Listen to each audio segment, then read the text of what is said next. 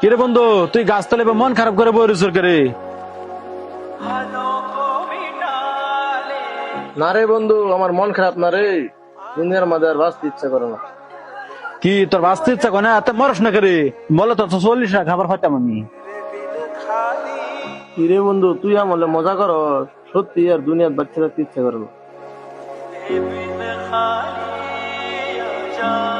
কিন্তু কে লেগে তোর বাঁচতে ইচ্ছা করে না কসরে বন্ধু উনি?